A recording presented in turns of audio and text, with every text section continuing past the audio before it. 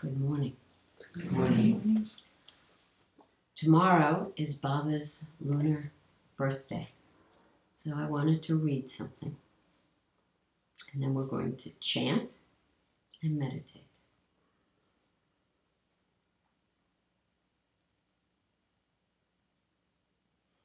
As I grow older, my appreciation for Baba only deepens. The more I learn and let go, the more my understanding of what Baba taught and the way he taught continues to expand. When I first followed him, I knew enough to be able to treasure Baba. Now that I understand so much more, I can't thank him enough. Appreciating Baba did not mean I was a blind follower. I simply knew that I didn't know better than he.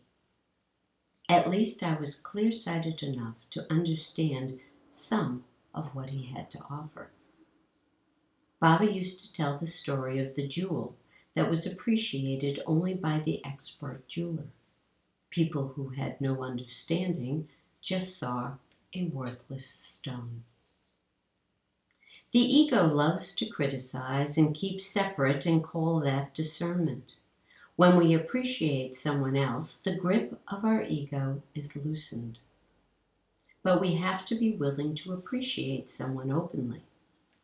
For many, appreciating someone they don't know is easier than acknowledging someone close to them. Power and the desire to win takes precedence over intimacy and love. Baba just loved. Whether he was angry, happy, sad, frustrated, or whatever, he loved.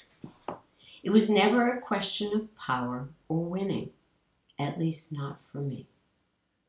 I knew I wanted what he had. I adored Baba and who Baba was. And Baba wanted each of us to have and be who he was. How lucky we are. He willingly gave each of us what he had to offer. Baba taught every one of us according to our nature. When I started with Baba, my warrior temperament was all too apparent. So, of course, security was going to be my focus. Baba taught me security on all levels. He taught me first how to be secure in the most superficial, worldly sense, and then how to practice security as I pierced deeper and deeper inward. On the mundane level, I was in charge of security for the Ganesh Puri Ashram. As many as 30 men, including Gurkhas, worked on security at any given time. My job was to make sure everything was safe for the ashram to function properly. That meant removing mangy dogs, enforcing ashram dharma, catching thieves of all kinds, and guarding access to Baba. He didn't need me to do any of these things, but he wanted me to learn what I needed to learn, and being head of security was the perfect venue. Guarding Baba was the key to learning how to guard the heart.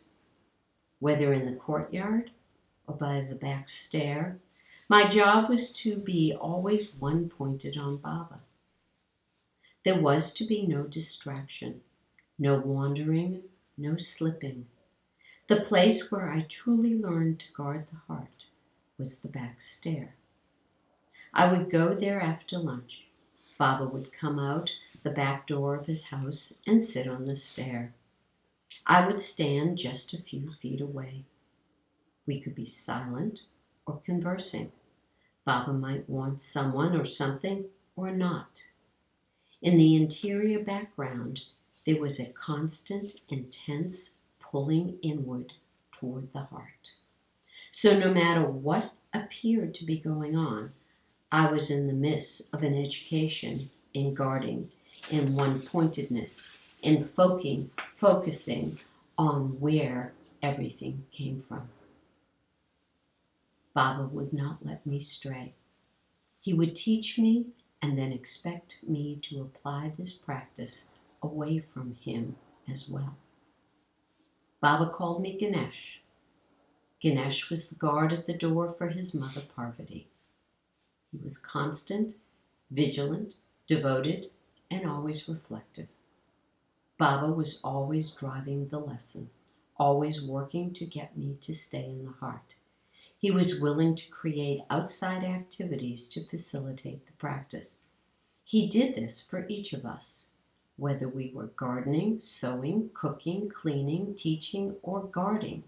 For him personally or for the greater community, the practice of guarding the heart was to inform everything. What a gift he gave us. I will never be able to repay him.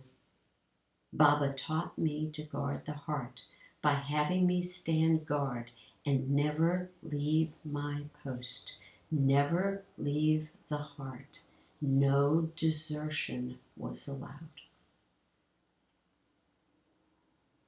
While I was in the ashram, for the most part, people did not like me. But I did not go to the ashram to be liked. I went to learn from Baba. That was my mission. It is still my mission, and I still get that some people do not like me. I am not very social, and I am definitely challenging. If, though, someone else is on the same mission, we share at a depth that I greatly appreciate. When I had malaria for the second time, I did not report to my post at the back door to Baba's house for a couple of days. I thought my absence didn't matter, but it did. To Baba, everything mattered and did not matter. He wanted to know where I was, and he wanted me there. Someone may think him unkind. After all, I was sick. In fact, he was freeing me from the malaise. This bout of malaria was different from the first, when Baba saved my life and had me quarantined for 2 months. This was a year later. He sent me medicine and food and then let me know I needed not to fall into weakness. It worked. The bout was not as severe, and I was well within a week. I appreciated his care for everyone, and how in every situation he knew the right course of action in a heartbeat. Baba discerned the right path for each of us and then guided us on that path. Though I have given up my warrior life, my stick has been retired. I use all the skills Baba worked to cultivate in me so as never to leave my post. I am still Ganesh, still security, and becoming still every day. There are no words to thank the Guru, no words to thank Baba. I shed tears of joy and of longing for his darshan. Thank you, Baba, for giving me life. Sakyanath Maharaj Ki Jai.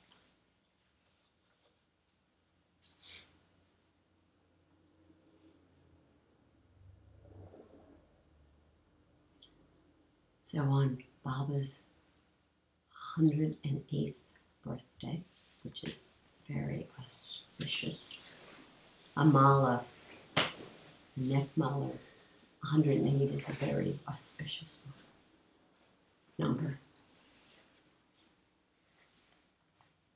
I want us to remember the lineage, remember where everything comes from. So what I'd like to do now is I want us to chant, and then we can meditate.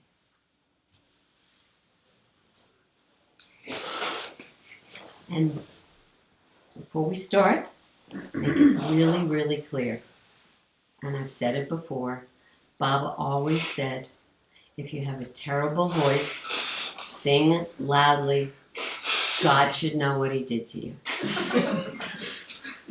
So, sing it up. The other thing is this is not a performance. This is not to be this gorgeous thing.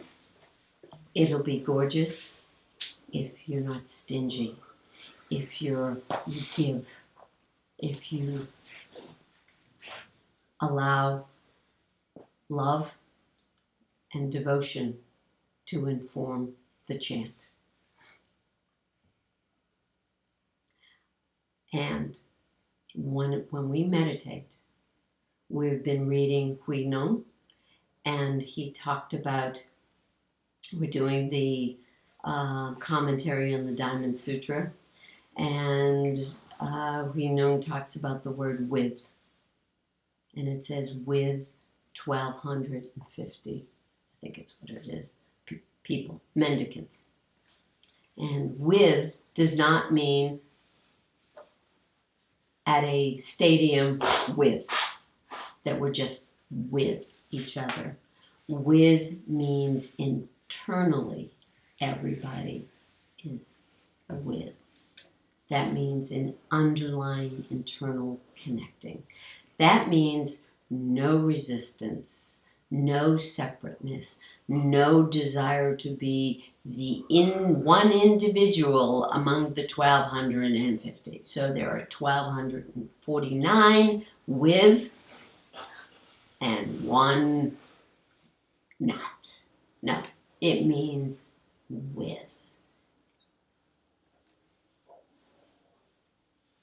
Okay.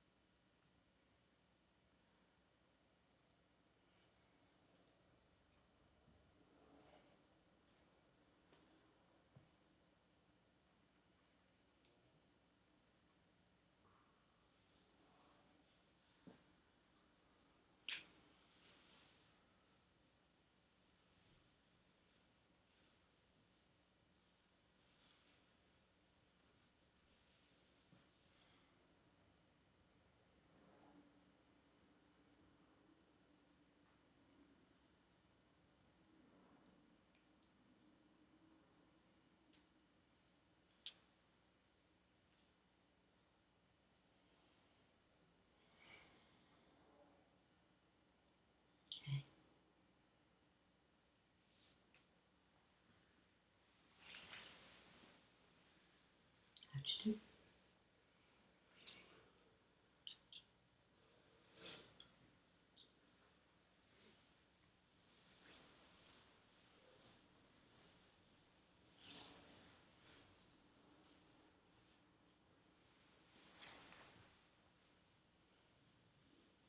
Can you be with?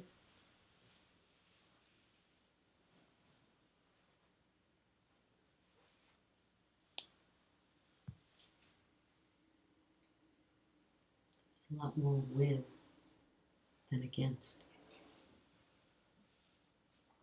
It's good.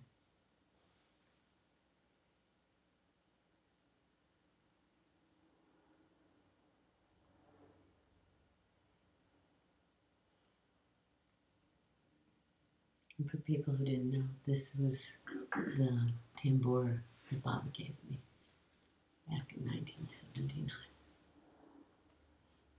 I retired it and brought it out of retirement last week.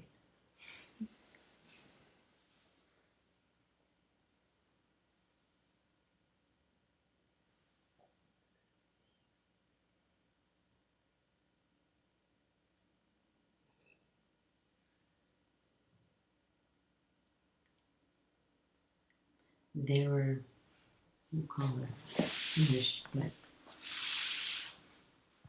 there are dichotomies